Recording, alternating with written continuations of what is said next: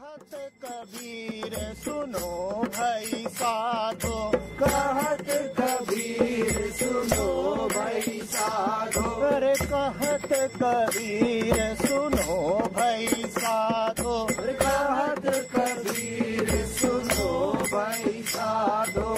साहब मिले सबूरी में, अरे साहब मिले सबूरी में, मन लागो यार फकीरी में।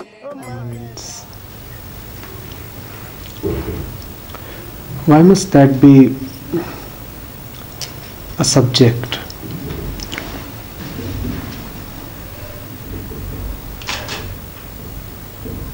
Why must that be something we want to talk about?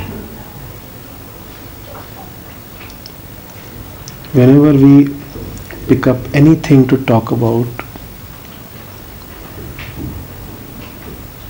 why do we do that? What is that thing? What is that subject?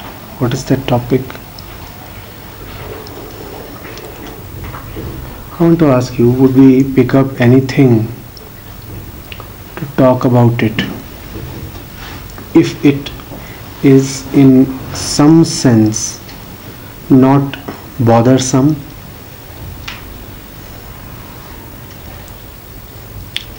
When we want to discuss something that does not bother us,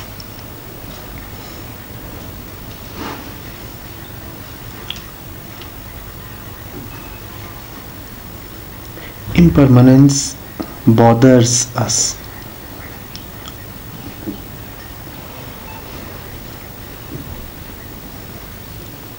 Now, why does impermanence bother us?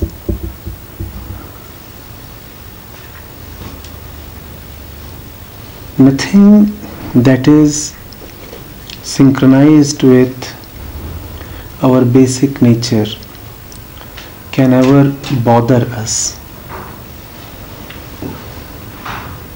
Our basic nature does not come to ask for its own fulfillment.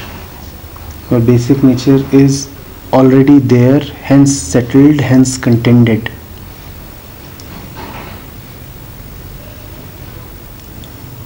Impermanence bothers us because it is not really our nature. Impermanence means to come and go away in time. Whatever arises, whatever falls is impermanent. We do not really like this business of arrival and departure, of birth and death. We do not like it because neither is birth our nature nor is death our nature. But our senses, our mind, our habits, our entire system, the whole thing that we are, it tries to convince us that we are impermanent. Everything in the world is designed on the basis of an assumption of impermanence and hence keeps reminding us that we may be impermanent.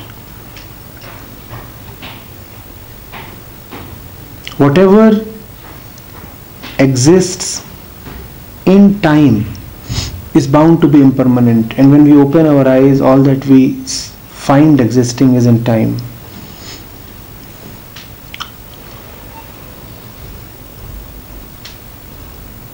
There is nothing here that does not tell us that we will die one day.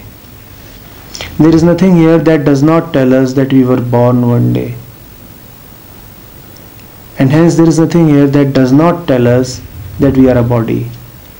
we are continuously being told of our impermanence as a body. We do not like that.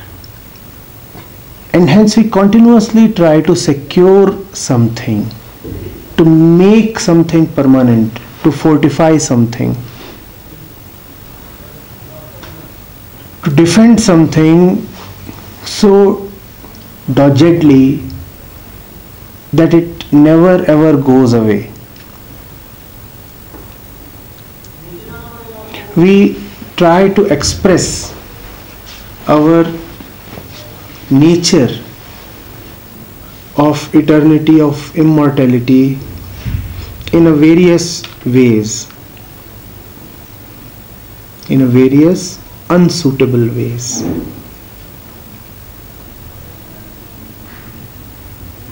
I repeat, we do not like death precisely because we know that we cannot die.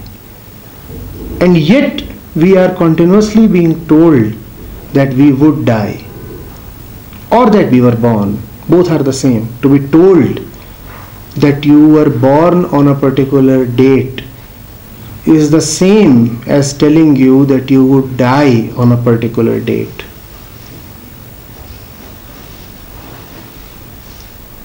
We like none of that. There is something within us very adamant, very absolute, very immovable, very obstinate, very uncompromising, that likes no nonsense. And we keep on presenting it with nonsense, hence there is a lot of conflict. Our ways, our opinions, our viewpoints, our whole personalities are not aligned with that which we really are. So there is a continuous friction. We live as if we are ephemeral. The heart knows it can never go away. We live as if we are highly complete. The heart knows it is absolutely full and complete. We pretend as if there is a need to reach somewhere and achieve. The heart knows it is all right as it is.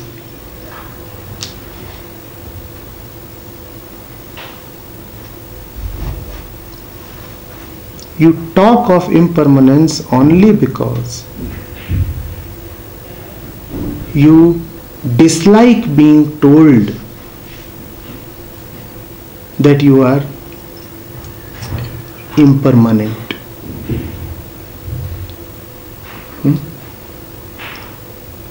You would not have talked of impermanence had you not been resisting it. Now here is some good news. That which we are is not even permanent. It is timeless. It is beyond time. It is not as if it extends to great lengths within time. It is not as if it extends to millions and billions of years. The truth is in a dimension other than time. Which means that whatever happens in time cannot affect the timelessness of truth. Which means that you are free to be born and free to die and yet be eternal. So you need not even seek permanence.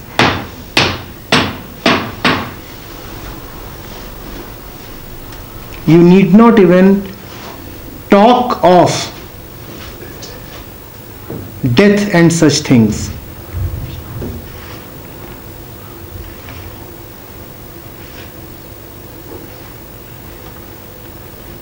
Even if you are dying, yet there is a timelessness to your essence.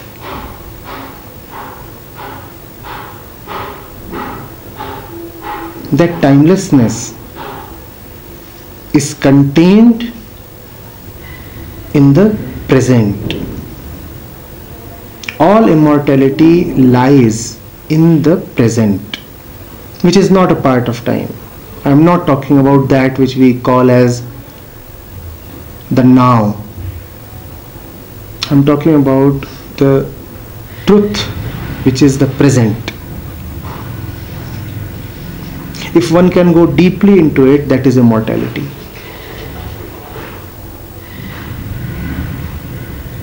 If one can be, for example, be deeply present here, be fully connected to all this, that which is, he would not be thinking of birth or death.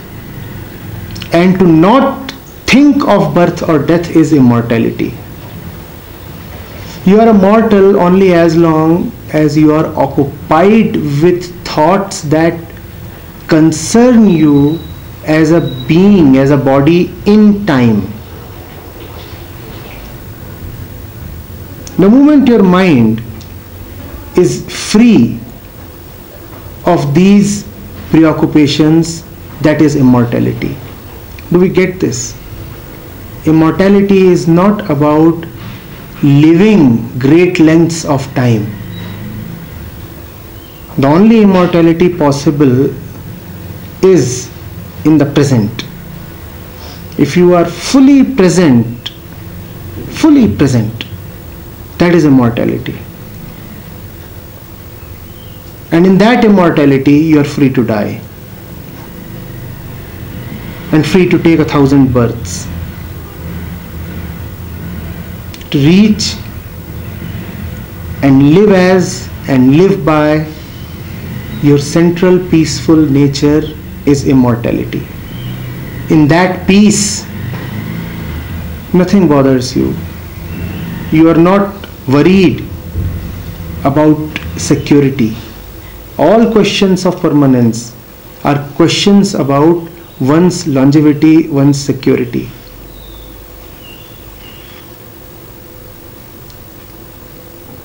Do we get this?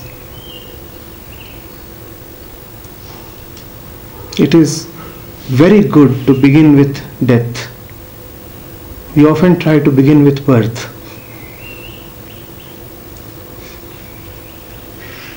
So it's a welcome thing to begin with death. And know that birth and death are one.